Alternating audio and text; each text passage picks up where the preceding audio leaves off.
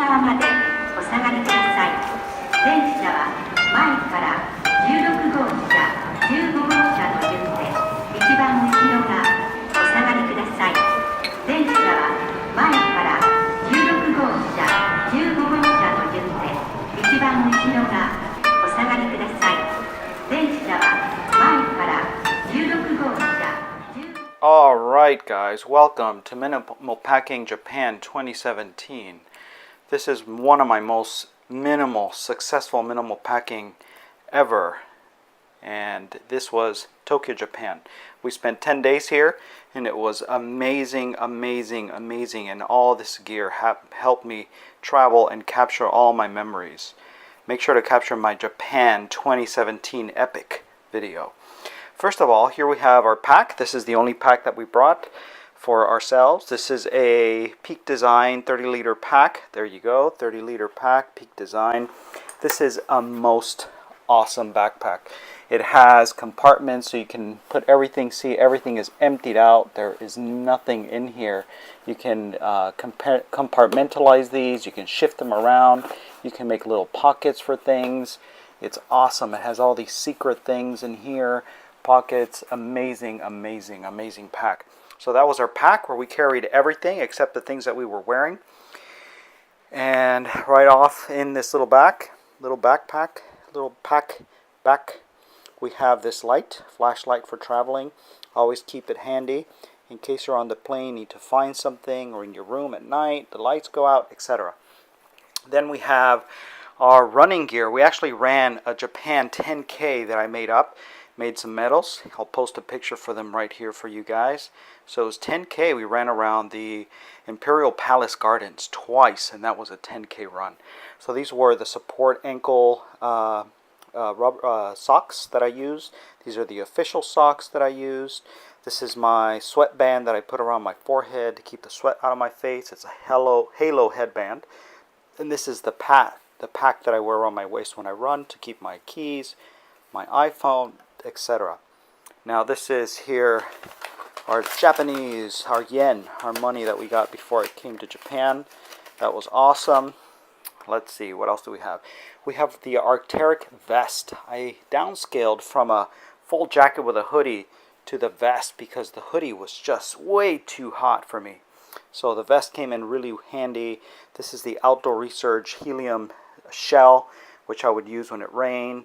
Put it on me. It's an extra large, so it would cover me and all my pack and my gear around my waist and everything. This is the Under Armour stretchy pants that I use for the run. Those came in handy, and also for a couple of nights when it was just really cold and we were out walking, so I would wear those under my pants. You've seen these before. These are the super thin sandal type fit kicks with a rubber grip on the bottom and super thin material that just hugs your feet. I use these a couple times for the onsens or the public baths. You also have here two pair of underwear, Patagonia, an Arc'teryx short sleeve zippered chest shirt. And this is the Eagle Creek pack, and all the clothes that I was not wearing fit into this well, I guess I didn't open it because you can open the zipper here from the side and expand it, but unexpanded, all this stuff fit in there except what I was wearing. Let's see, this is the Japan soccer support jersey. It was really awesome. I got it in a size that was really too big for me, but I'd rather go with an extra size than down and have it be tight because I was wearing stuff under it. Now this is the main shirt. This is a long sleeve running Nike hoodie shirt. It's elastic. It's a little bit thick, but I figured if this was going to be my main shirt, then that would be the shirt that I would want to wear, and it has thumb holes on the sleeves. So normally when I was out walking around, I would wear these Columbia pants that are thin. They have a zipper around the knee to convert them into shorts if you need to. So I would wear these. I would wear the long sleeve, and if it was cold I would wear this Japan support jersey, and then I would wear these socks. And these socks are actually, they were brand new when I got them, when I put them on at home to travel. And by the end of the first day, I discovered that I had a hole in my sock. You can see there. And you definitely want to make sure not to bring holy socks, not religious, but damaged, because a lot of things in Japan here require you to take off your shoes, and I felt so embarrassed taking off my shoes, having holy socks, not in a religious way. Anyway, so make sure your socks are good. So I'm definitely going to leave these behind here in Japan in the trash just because they're not good anymore, and I'll be wearing those running socks to go home with. Alright, so let's see. So we covered the support jersey, the pants, the regular shirt, the socks. These are my ghost shoes. These are running shoes, so I definitely wore these for walking everywhere. They're awesome. And also to run the 10K yesterday evening. That was awesome. Alright, what do we have here? A couple little things that would go into the zippered side leg pouch for this. This is the Arc'teryx neck balaclava, the hoodie, I guess, the hat, and the outdoor research Sunrunner's gloves. Very thin. All this stuff fit into the side pack, the side pouch of these pants on the leg. And whenever you get cold, put on a layer. Whenever you get a little warm, take off a layer, put it in your side leg bag, and good to go. This is the Arc'teryx belt that I would wear. So this is pretty much all the clothes, guys. Check that out. We have the Peak Design bag. We have the ankle supports, the socks, the halo headband, the running belt, the Arc'teryx vest, outdoor research helium shell, the running tights, 2 underwear, Arc'teryx shirts, the fit kicks, the bag to put all that stuff in, and then what I was wearing, the support jersey, the Nike hoodie, socks, holy socks, Columbia pants, warming stuff, and shoes plus belt. And now to the fun stuff, the electronics. Well, before we get there, here's my passport. Here's a little manila folder with a printout of our hotels and all that, just in case they wanted paper copies, and nobody did. I'm about to stop doing that. So one less thing I can bring because everybody does internet. And here we go. These are our Japan rail passes. These are awesome. We were able to take the Shinkansen down to Kyoto, and that was really cool. Here's my minimal wallet, and this is a little pack where I brought all the little documents to put in there. Very slim. You can clip it, and this would go in the pack up there. This is the plastic sleeve for the iPhone 7 Plus that I'm rocking right now. And as you guys know from prior videos, this little string is from a local milk farm. They sell cheeses and sandwiches. I went the day before to get my string so I can put it on these holes that I made on the case. And you can just hang this on the seat in front of you on the airplane so you don't have to hold it. There's a place for you to hang it, so that was awesome. So that's the case for that. The iPhone 7 is not on here because I'm using it to make this video. Here's the new flax sunglasses. These are awesome for running, etc. Sun, perfect. Here's the Mophie case, battery.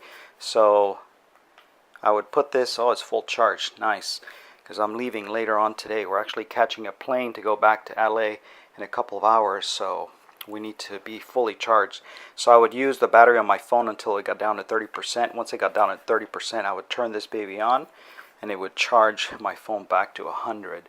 So that made me have a lot of juice for the trip. This is a Manfrotto tripod that I've modified so that I can mount the GoPro Hero 4, or I can mount the 360 cam that I have over here, the Gear 360.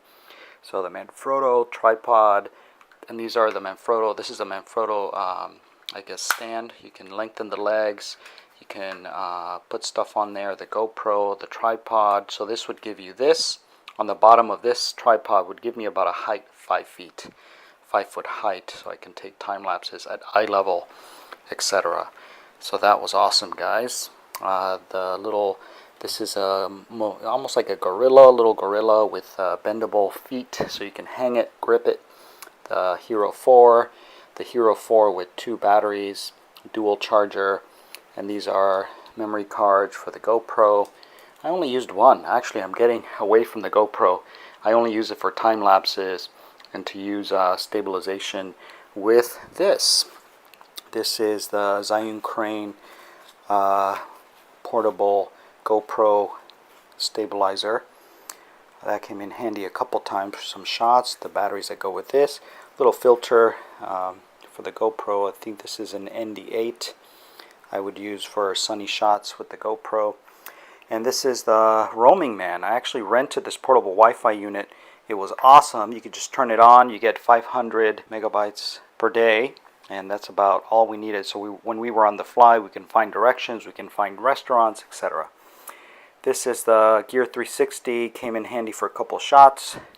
And now this is my main driver, the Sony a7R II with the 24 to 240 lens. Awesome camera. I cannot say enough about this. You can do slow motion, 4K, zoom ins, wide shots. Gives you a wide variety, so you can do a wide variety of shots.